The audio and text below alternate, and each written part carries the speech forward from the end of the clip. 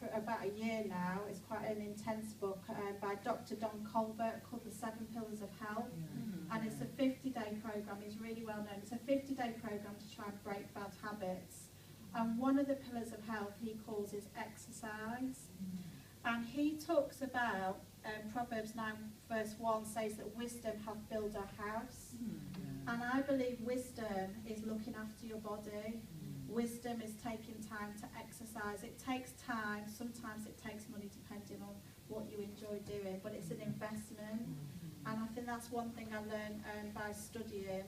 There's 3 different types of exercises. The first one called strength and endurance training. Some people call it endurance. And that's really about adding weights, so weight bearing. So you can be lifting weights, you can use resistance bands in classes, body pump, or for example get down on the floor and do some press-ups and do some stomach crunches. That's strength and endurance exercise. They recommend you do that 2 times a week, and that helps prevent against osteoporosis. It's actually better than taking calcium tablets for your bones. Okay. So there's a massive health benefit to do strength and endurance training twice a week. The second type is called cardiovascular exercise. Cardio means heart. It gets your heart pumping. That's things like running, walking at a fast pace, anything that gets you out of breath. And I'll touch a little bit about that because that's got detoxification benefits. And the third type of exercise we need to be doing is flexibility. And that stretches out your back, stretches out your muscles. You can do flexibility exercises every day. There's no restriction on that. So strength and endurance is twice a week, leaving a gap in between. Cardio, you want to be aiming for 3 times a week for heart health. And then flexibility training, you can do practically every day.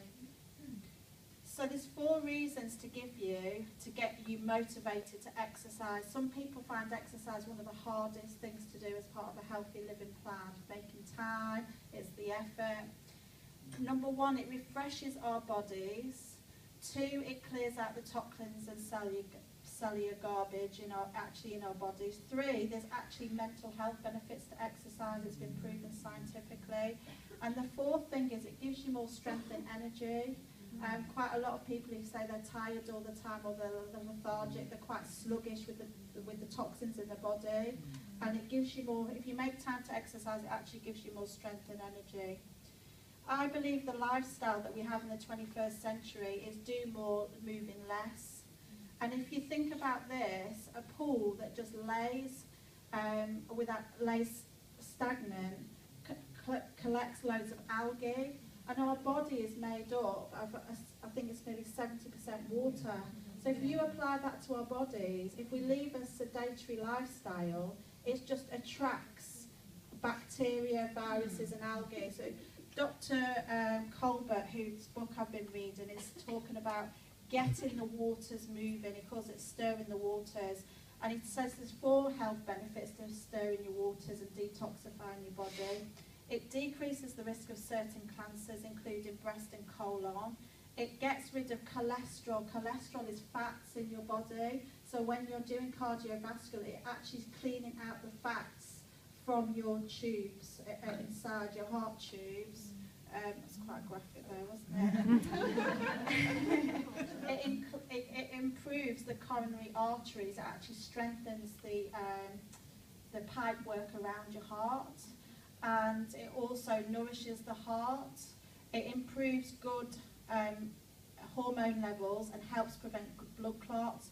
The 3rd thing is it helps lymphatic flow, fluids in your body. Your lymphatic system is all to do with antiviruses and how your body fights things. So getting moving and exercising helps your lymphatic flow.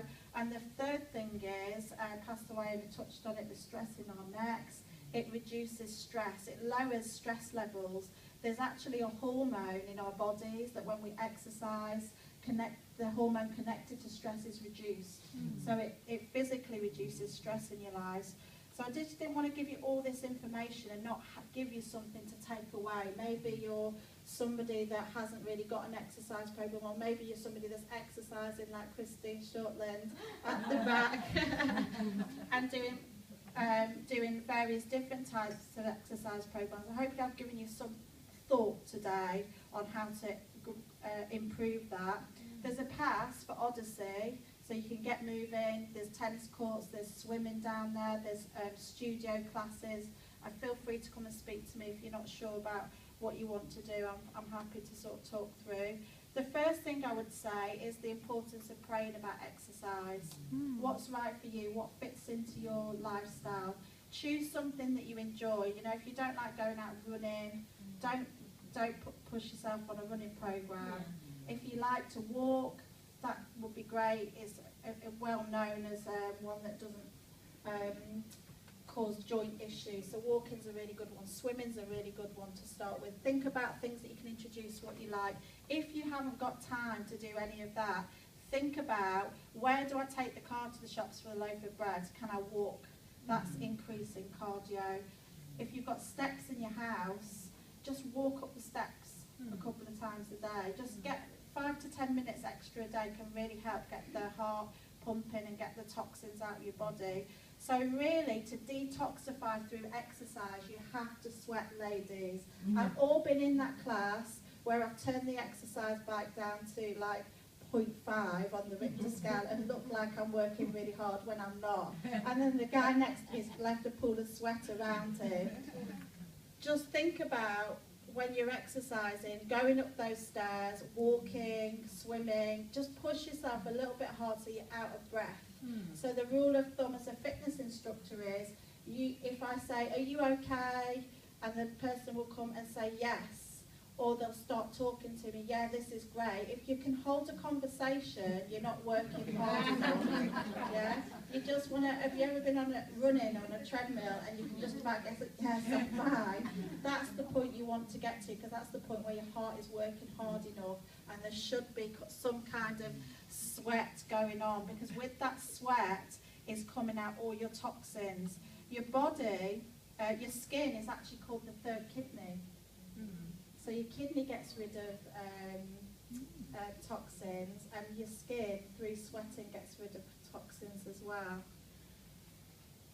So just think about that, working hard. There was a case study in the book, and I just wanted to share this with you. A lady came to the doctor, and she said, I've got headaches. She had acne and she had constipation. He sorted everything out. He sorted the diet, everything. And the one thing he didn't ask her about was her exercise. So she came back, she said, nothing's changed. So the doctor asked her, he said, how much do you exercise? She said, I don't do any exercise at all. So he gave her a 5-minute rebounding program. Rebounding is where you jump up and down on a little trampoline. And just those 5 minutes a day solved all those health issues. And she said she was amazed at the health benefits of exercise, and she didn't really realise how important it was.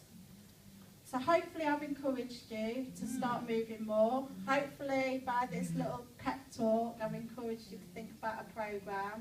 So start slowly. If you've got any concerns, you can speak to a health professional. Aim to work out exercising to sweat and to not be able to hold a conversation with the person you're walking with or running with for 3 times a week. Introduce strength and endurance training 2 times a week if you can, and consider doing some kind of flexibility and postural training daily, and that's what the health professionals recommend.